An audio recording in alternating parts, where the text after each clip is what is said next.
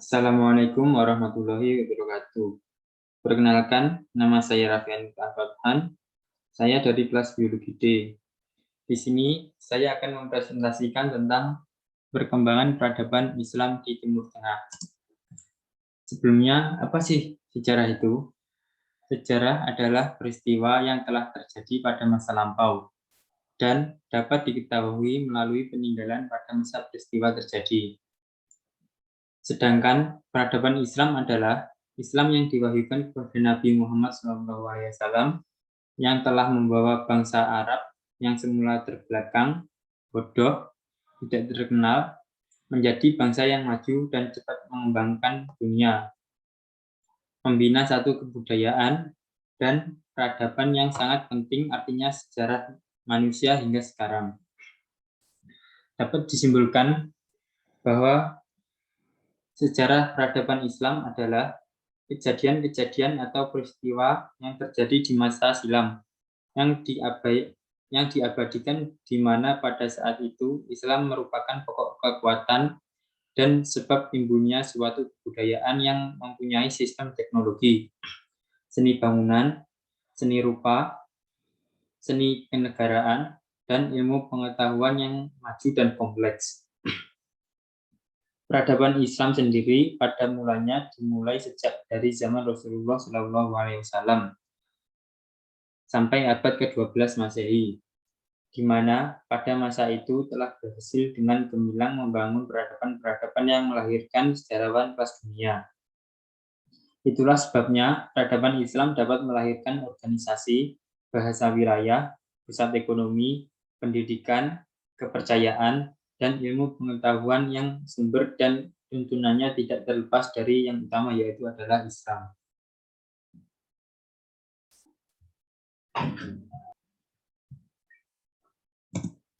Selanjutnya, perkembangan peradaban Islam di Timur Tengah. Di sini saya mengambil contoh negara yang pertama adalah Kairo, Mesir, yang kedua adalah Istanbul atau Turki, yang ketiga adalah Baghdad. Yang pertama adalah Kairo, Mesir. Kota Kairo dibangun pada tanggal 17 Sya'ban 358 Hijriah atau 969 Masehi oleh Panglima Perang dari dinasti Fatimiyah yang beraliran Syiah. Bentuk kota ini hampir mirip dengan segi empat. Di sekelilingnya dibangun pagar tembok besar dan tinggi. Setelah pembangunan kota Kairo ini selesai, Al-Sigili mendirikan Masjid Al-Azhar. Masjid ini berkembang menjadi universitas yang sangat besar dan sampai sekarang masih berdiri megah. Di universitas inilah banyak menghasilkan orang-orang hebat. Selanjutnya adalah kemajuan Kairo, Mesir. Yang pertama adalah mendirikan Masjid Al-Azhar yang didirikan oleh Al-Sigili, dan masjid ini berkembang menjadi universitas yang besar dan megah sampai saat ini. Universitas ini masih berjalan dan bangunannya tetap kokoh. Universitas inilah yang banyak melahirkan orang-orang hebat. Yang kedua adalah mampu mengalahkan penguasa Baghdad yang di bawah kekuasaan Abu Mansur Izar al-Aziz pada tahun 975 sampai 996 Masehi. Sehingga beliau telah berhasil menempatkan kekhalifahan Fatimiyah sebagai negara Islam terbesar di kawasan Mediterania Timur. Yang ketiga, kemakmuran dan kejayaan di bidang ekonomi dan budaya, di samping seni dan arsitektur yang mempunyai warna tersendiri. Seperti terlihat dalam hasil karya seni yang ada pada keramik dan logam, yang mana kemakmuran pada masa itu terjadi ketika masa dinasti Mamluk.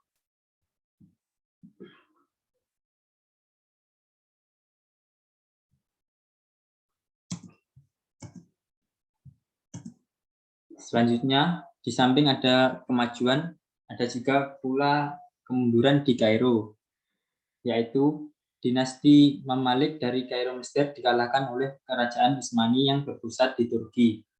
Dan sejak itu Kairo hanya sebagai ibu kota provinsi dari kerajaan Utsmani tersebut.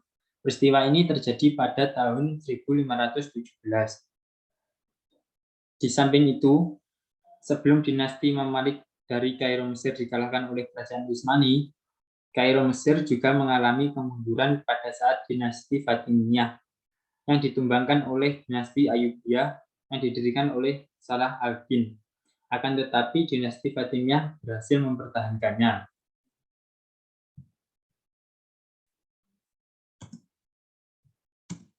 Yang selanjutnya ada Istanbul atau Turki. Istanbul merupakan ibu kota dari kerajaan Turki Utsmani. Kota tersebut awal mulanya merupakan ibu kota dari Konstantinopel. Akan tetapi, ketika kerajaan Romawi pecah menjadi dua, menjadi Romawi Timur dan Romawi Barat, pada tahun 395 Hijriah, Konstantinopel menjadi ibu kota Romawi Timur.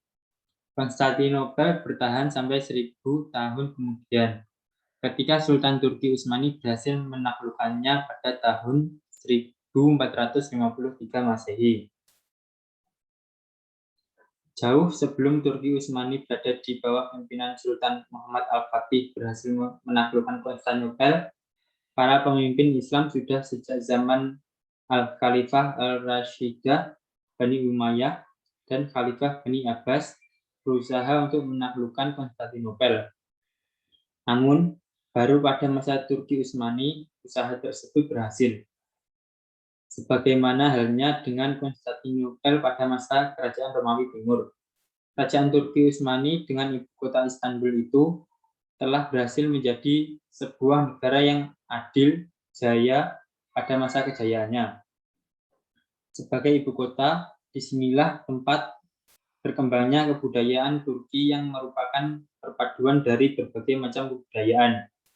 Bangsa Turki banyak mengambil kebudayaan dari berbagai ajaran, etika, dan politik dari bangsa Persia. Turki meniru dalam hal bertata krama dan sopan santun. Selain itu, kerajaan Turki juga mengambil tata kenegaraan dari bangsa Persia dan dalam bidang politik suka berasimilasi dengan bangsa lain. Selanjutnya, kemajuan yang telah ditorehkan oleh kerajaan Turki Utsmani. Yang pertama, di kerajaan Turki Utsmani, tarekat mengalami kemajuan. Tarekat yang paling terkenal ialah tarekat Bektashi dan tarekat Maulawi. Kedua tarekat banyak dianut oleh kalangan sipil dan militer. Yang kedua, pengaruh dari ekspansi wilayah Turki Utsmani yang sangat luas, sehingga kebudayaannya merupakan perpaduan macam-macam kebudayaan. Di antaranya adalah kebudayaan Persia, Bizantium, dan Arab. Dan yang terakhir, banyak mendirikan bangunan masjid yang indah dan megah.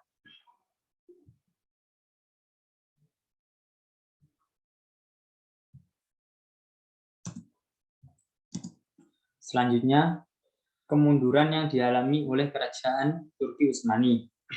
Yang pertama, disebabkan oleh perjanjian Kartlovis pada tanggal 26 Januari 1699 Masehi antara Turki Utsmani, Australia, Rusia, Polandia, Venesia, dan Inggris, di mana isi perjanjian itu adalah Australia dan Turki Utsmani terikat perjanjian selama 25 tahun dan mengatakan seluruh Bulgaria atau merupakan wilayah kekuasaan Turki Utsmani kecuali Transylvania dan kota barat diserahkan sepenuhnya pada Australia. Sementara wilayah Chamanik dan Polandia diserahkan kepada Polandia. Sedangkan Rusia memperoleh wilayah-wilayah di sekitar Laut Azov. Sementara itu, Venesia dengan diserahkannya Athena kepada Turki Utsmani menjadi penguasa di seluruh Valmartia dan Maria. Dengan demikian, perjanjian Kartlovis ini melumpuhkan Turki Utsmani sehingga menjadi negara yang kecil. Yang kedua, berubahnya kerajaan Turki Utsmani menjadi Republik Turki pada tahun 1933 Masehi. dan presiden yang diangkat adalah Mustafa Kemal Atatürk. Di samping kemunduran-kemunduran itu, ada juga faktor kemunduran yang lain. Dan faktor-faktor itu dibedakan menjadi dua faktor, yaitu faktor internal dan faktor eksternal. Yang pertama, faktor internal, yaitu luasnya wilayah kekuasaan yang tidak dipimpin oleh pemimpin yang cakap sehingga memunculkan korupsi di mana-mana. Yang kedua, heterogenitas penduduk dan agama. Yang ketiga, kehidupan istimewa yang bermegah-megahan. Para penguasa kerajaan Turki Utsmani mengubah pola hidup mereka dan meninggalkan nilai-nilai Islam. Dan yang keempat, merosotnya perekonomian negara akibat peperangan. Yang kedua adalah faktor eksternal. Yang pertama, timbulnya gerakan nasionalisme. Bangsa-bangsa yang tunduk pada masa kerajaan Turki selama berkuasa mulai menyadari kelemahan dinasti tersebut. Meskipun Turki telah berbuat baik kepada pihak yang dikuasainya, mereka beranggapan bahwa Turki adalah orang asing yang menaklukkannya. Yang kedua, terjadinya kemajuan teknologi Barat, khususnya dalam bidang persenjataan. Sedangkan di Turki sendiri hanya berdiam diri dalam ilmu pengetahuan. Sehingga ketika terjadi kontak senjata antara kekuasaan Turki dengan kekuasaan Eropa, Turki selalu menderita dan mengalami kekalahan karena mereka masih menggunakan senjata tradisional. Sedangkan Eropa sendiri telah menggunakan senjata yang tentu saja sudah maju.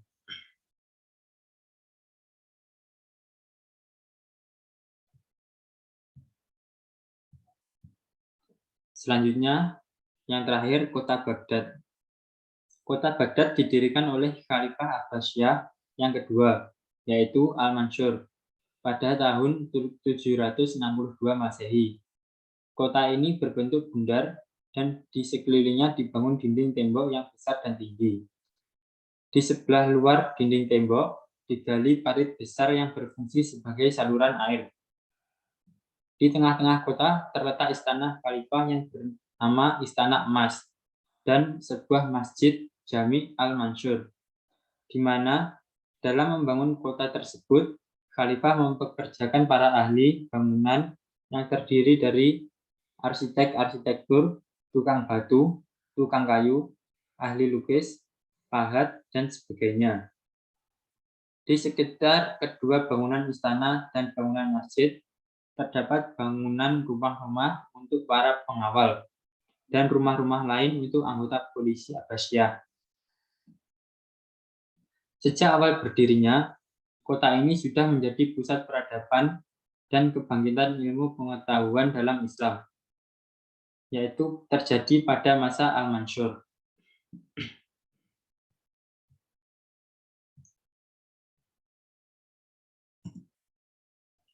Berikut ini adalah contoh gambar kota Baghdad, di mana di tengah kota terdapat bangunan istana dan masjid di sampingnya. Dan di sekeliling kota ini dibangun parit, gunanya sebagai pengairan. Selanjutnya, kemajuan yang telah dirintis oleh kota Baghdad, yaitu yang pertama, sebagai pusat peradaban dan kebudayaan tertinggi di dunia, dan berkembang pesatnya ilmu pengetahuan dan sastra. Terjadi pada masa setelah kekuasaan Al-Mansur, yaitu pada masa pemerintahan Khalifah Harun al-Rashid dan anaknya Al-Ma'mun. Kota Baghdad ini menjadi lebih masyhur lagi karena peranannya sebagai peradaban dan kebudayaan Islam. Yang kedua, mempunyai karya yang indah dan terkenal yaitu Al-Milal wan Nihal. Yang ketiga, banyak buku filsafat yang sebelumnya dipandang sudah mati dihidupkan kembali dengan diterjemahkannya ke dalam bahasa Arab. Khalifah Al-Ma'mun memiliki perpustakaan yang dipenuhi dengan beribu-ribu buku ilmu pengetahuan. Perpustakaan itu bernama Bait Al-Hikmah. Dan yang terakhir, banyak didirikan bangunan yang indah dan menjulang tinggi. Di samping itu, banyak pula didirikan akademi, sekolah tinggi, dan sekolah biasa yang memenuhi kota tersebut. Dua di antaranya yang terpenting adalah perguruan Nizamiyah yang didirikan oleh Nizam al-Mulk Mazhar Sultan Saljuk pada abad ke-5 dan perguruan Mutansyiriyah yang didirikan pada abad kedua oleh Khalifah Al-Mutansyir Billah. Dalam bidang sastra, kota Baghdad terkenal dengan hasil karya yang indah yang digemari oleh banyak orang. Di kota Baghdad ini, para sains, ulama, filosof, dan sastrawan yang terkenal. Dalam bidang ekonomi, perkembangannya berjalan seiring dengan perkembangan politik. Pada masa Harun al-Rashid dan Al-Ma'mun, perdagangan dan perindustrian berkembang dengan pesat.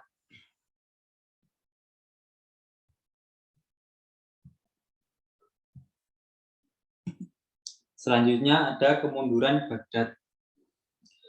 Kemunduran Baghdad ditandai dengan terjadinya peperangan. Pasukan Mongol meruntuhkan perpustakaan yang merupakan gudang ilmu dan membakar buku-buku yang terdapat di dalamnya.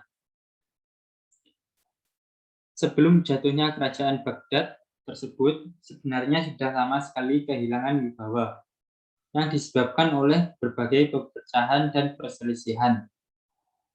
Hal tersebut dimulai semenjak Baghdad masih pada masa kejayaan dengan menerapkan Mu'tazilah sebagai mazhab resmi negara, sehingga menimbulkan pertentangan dengan mazhab yang kebanyakan dianut oleh rakyat, yaitu ahli hadis pimpinan Imam Hambali.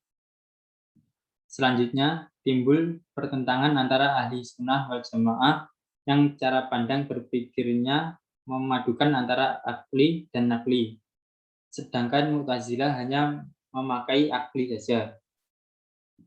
Selain itu, disebabkan pula oleh pajak yang terlalu tinggi, sehingga mendorong daerah-daerah yang melepaskan diri dan membentuk pemerintahan yang hanya dalam nama saja. Mereka tunduk kepada Baghdad. Garis-garis pemisah antara Arab dan bukan Arab, antara Arab Muslim dengan Arab tidak Muslim, antara Muslim dengan ahli Zimmi, antara Arab Utara dengan Arab Selatan, masih dirasakan sehingga sulit untuk mengalami persatuan. Dalam segi akidah, ketauhidan yang diajarkan oleh Rasul Muhammad SAW berubah menjadi mazhab Syiah pada bangsa Iran yang menimbulkan pertikaian berlarut-larut dengan ahli sunnah wal jamaah, sebagaimana yang telah dilakukan oleh Wazir al-Ahqami. Wazir itu mengetahui bagaimana besarnya kaum Mongol. Akan tetapi karena ia seorang Syiah, sedangkan daulah dan khalifah yang berkuasa saat itu adalah Bani Saljuk dan Khalifah Mustaqsim menganut mazhab ahli sunnah, lebih sukalah dia membiarkan musuh besar itu masuk ke dalam negeri daripada negeri itu di bawah pimpinan khalifah yang berlainan mazhab. Sambil dia mengharap bahwa Hulagu Khan akan mengangkatnya sebagai kepala negara Baghdad di bawah naungan kerajaan Mongol.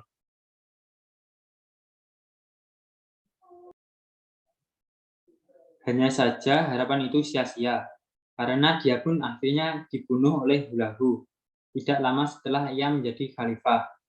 Jadi, dapat disimpulkan bahwa masa kemunduran Baghdad ditandai dengan terjadinya peperangan. Pasukan Mongol meruntuhkan perpustakaan yang merupakan bidang ilmu dan membakar buku-buku yang terdapat di dalamnya. Selain itu, penguasaan Mongol atas daulah Islam hampir memusnahkan unsur Arab dan bahasanya, juga agama Islam. Dengan tindakan pemusnahan, pembakaran, dan pembunuhan selama peperangan, maka ratalah kota daerah yang dikuasai. Mereka bunuh penduduknya, mereka rampas hartanya, mereka runtuhkan gedung-gedungnya, mereka bakar buku-buku sumber ilmu, dan musnahlah semua kebudayaan yang dipunyainya. Sekian yang dapat saya sampaikan. Maaf apabila ada kesalahan. Terima kasih. Apabila ada pertanyaan bisa ditanyakan di kolom komentar. Wassalamualaikum warahmatullahi wabarakatuh.